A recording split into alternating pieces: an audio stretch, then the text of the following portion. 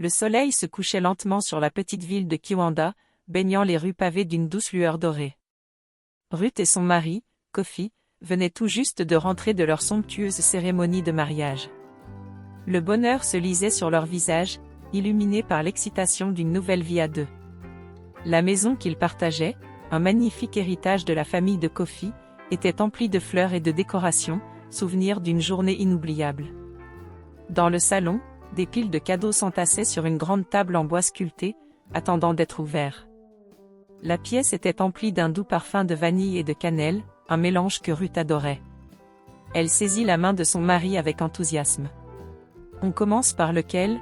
demanda-t-elle en jetant un regard curieux sur les paquets colorés. Kofi sourit et attrapa un premier cadeau, décoré d'un ruban doré. Il s'agissait d'une magnifique horloge murale, un présent de la tante de Ruth. Puis vinrent des assiettes en porcelaine, des sculptures en bois, des étoffes aux motifs vibrants. Chaque cadeau était accompagné d'une carte remplie de vœux sincères. Mais un paquet attira particulièrement leur attention. Il était soigneusement emballé dans un papier d'un bleu profond, orné de motifs argentés, mais aucun nom ne figurait dessus. Intriguée, Ruth l'ouvrit délicatement. Ses yeux s'écarquillèrent de surprise en découvrant un miroir magnifiquement encadré de bois d'ébène, finement sculpté de motifs anciens. « C'est magnifique !» s'exclama-t-elle en passant ses doigts sur les délicats ornements. Mais Kofi, lui, ressentit un frisson désagréable. Il y avait quelque chose d'inquiétant dans ce miroir. Une intuition profonde lui murmurait que cet objet n'avait pas sa place dans leur maison. « Qui a bien pu nous offrir ça sans laisser de carte ?» murmura-t-il, fronçant les sourcils. « Peu importe, c'est un objet d'une beauté rare.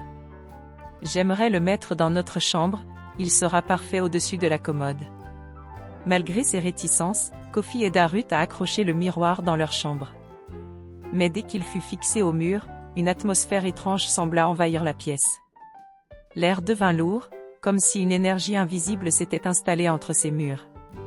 La nuit tomba, et le couple se glissa sous les draps. Ruth s'endormit rapidement, bercée par l'exaltation de la journée.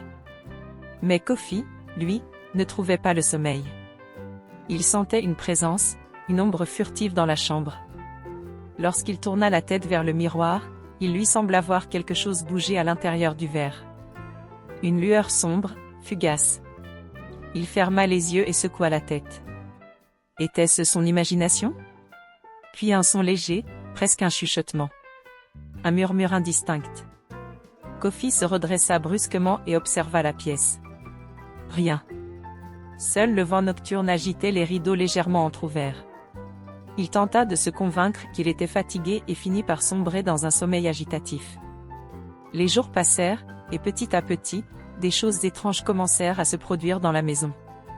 Le miroir semblait parfois vibrer légèrement, comme s'il était traversé par une énergie invisible. Par moments, Ruth avait l'impression que son reflet la regardait plus intensément qu'il ne le devrait. Mais elle balayait ses inquiétudes d'un rire nerveux, refusant de se laisser envahir par la peur. Un matin, alors qu'elle se regardait dans le miroir pour ajuster son collier, une ombre fugace passa derrière elle. Elle se retourna brusquement. Personne. Puis vinrent les cauchemars. Chaque nuit, Ruth se retrouvait prisonnière de rêves oppressants, où une femme au visage flou l'appelait d'une voix glaciale. Elle se réveillait en sueur, la respiration haletante. Mais le pire restait à venir. Quelques mois plus tard, une grande nouvelle vint illuminer leur foyer, Ruth était enceinte. L'annonce provoqua une explosion de joie dans leur famille. Kofi était aux petits soins pour elle, prêt à tout pour assurer son bien-être. Mais cette joie fut de courte durée. Un soir, alors qu'elle était seule dans la chambre, Ruth sentit une douleur atroce lui transpercer le ventre. Elle s'effondra sur le sol en criant. Kofi accourut, paniqué, et la trouva tremblante, des larmes coulant le long de ses joues. Ils se rendirent à l'hôpital en urgence, mais le verdict fut un coup de poignard, elle avait perdu le bébé. Le couple fut anéanti. Ruth sombra dans une profonde tristesse, refusant de quitter la maison pendant des semaines. Puis elle retomba enceinte, quelques mois plus tard. Cette fois-ci, elle prit toutes les précautions possibles. Mais, comme une malédiction qui s'acharnait sur elle, elle perdit à nouveau son enfant dans des circonstances similaires. Un doute insidieux commença à germer dans son esprit. Pourquoi cela arrivait-il? Pourquoi chaque grossesse se terminait-elle en tragédie? Ses pensées la ramenèrent inexorablement vers le miroir. Cette chose silencieuse, omniprésente, qui semblait la fixer avec une attention malsaine. Une nuit, alors que Kofi dormait à ses côtés, elle se leva et se planta devant le miroir. Elle observa son reflet longuement, et pour la première fois, elle osa poser une question à voix haute. « Qui es-tu » Un frisson glacé parcourut son dos. Puis, sans qu'elle ne touche à rien, une légère brume sombre s'échappa du cadre, s'étendant doucement dans la pièce. Ruth recula, le cœur battant à tout rompre. Elle savait désormais que ce miroir était loin d'être un simple objet décoratif. Et que ce cauchemar ne faisait que commencer. Les jours passaient, et Ruth sombrait dans un désespoir profond. Les fausses couches successives l'avaient laissée brisée, physiquement et émotionnellement. Elle se sentait seule, perdue, incapable de comprendre la malédiction qui semblait s'acharner sur elle. Henri, autrefois aimant et protecteur, était devenu distant, prétextant le travail pour passer de longues heures hors de la maison. Un soir, alors qu'elle était recroquevillée sur son lit, une idée lui vint à l'esprit, elle devait consulter quelqu'un qui pourrait expliquer ces événements surnaturels. Sa belle-mère, Madame Agnès, était une femme pieuse et respectée dans la communauté. Peut-être aurait-elle des réponses. Le lendemain matin, Ruth se rendit chez sa belle-mère, qui la reçut avec compassion. En l'écoutant raconter ses malheurs, Madame Agnès hocha lentement la tête avant de lui proposer une solution. « Ma fille, nous allons voir une prophétesse. Elle pourra peut-être t'aider à comprendre. » Elles partirent ensemble vers un village voisin, où vivait la prophétesse Mamkanta, une femme mystérieuse que beaucoup consultaient pour ses dons spirituels. Lorsque Ruth entra dans la petite hutte obscurcie par l'odeur d'encens, un frisson la parcourut. La prophétesse, assise sur un tapis coloré, l'observa attentivement avant de fermer les yeux. Elle entonna des incantations, puis plongea la main dans une calebasse remplie d'eau. « Toi, femme, tu es liée à un esprit de l'eau. » Ruth sentit son sang se glacer. « Un esprit de l'eau? Mais pourquoi? Depuis des générations, ta lignée est sous l'influence d'une entité aquatique. Ce miroir dans ta chambre, il est la porte par laquelle cet esprit te tourmente. Tant qu'il sera là, tu ne trouveras jamais la paix. » Ruth se mit à trembler.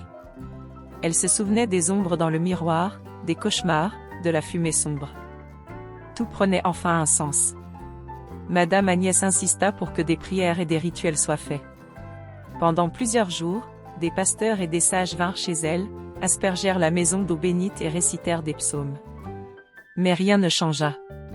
Quelques mois plus tard, Ruth découvrit qu'elle était de nouveau enceinte. Un espoir renaquit en elle. Cette fois, elle était déterminée à garder cet enfant. Elle priait sans cesse, évitait le miroir, et suivait scrupuleusement toutes les recommandations spirituelles. Mais alors qu'elle était enceinte de 4 mois, une nuit terrifiante vint bouleverser son monde. Ruth se réveilla en sursaut, sentant un froid glacial l'envahir. Une brume noire s'échappait du miroir, se tordant comme un serpent. Une silhouette sombre aux yeux brillants apparut à travers le verre. « Il est à moi !» Un cri déchira la nuit. Ruth s'effondra au sol, la douleur dans son ventre était insupportable. Henri, alerté par ses hurlements, accourut et la trouva baignant dans son sang. Elle perdit une fois de plus son bébé. Ce fut la rupture. Henri n'était plus le même. Il évitait Ruth, ne lui adressait plus que quelques mots froids. Il rentrait de plus en plus tard, et un jour, il cessa simplement de venir dormir à la maison. Ruth, encore meurtrie par sa perte, commençait à soupçonner qu'il y avait une autre raison à son éloignement. Un après-midi, alors qu'elle faisait le marché, elle aperçut une femme bien connue en ville, sa demi-sœur, Ella, marchant à côté d'Henri. Leur geste était tendre, intime. Le souffle coupé, Ruth les suivit discrètement et vit ce qu'elle redoutait le plus. Henri caressa tendrement le ventre d'Ella, qui portait visiblement une grossesse avancée. Le choc fut trop fort. Elle sentit son cœur se briser en 1000 morceaux.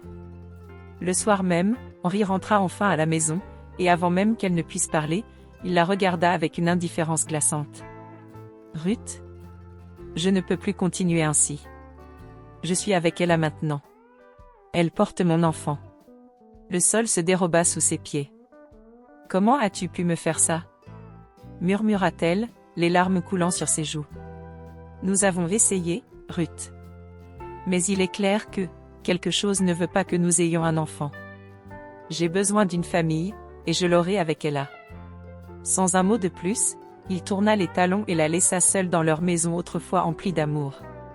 Détruite, anéantie, Ruth comprit qu'il n'y avait plus rien à sauver. Le lendemain, elle fit ses bagages et retourna chez Madame Agnès. Son monde était en miettes, mais une chose était sûre, elle devait découvrir comment briser cette malédiction, coûte que coûte.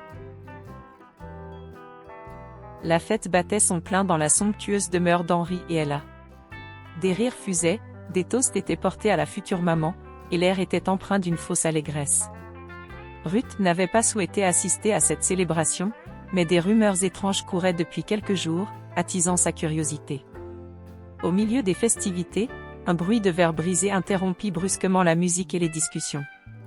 Tous les regards se tournèrent vers le sol, où gisaient en mille morceaux les débris du miroir jadis offert à Ruth.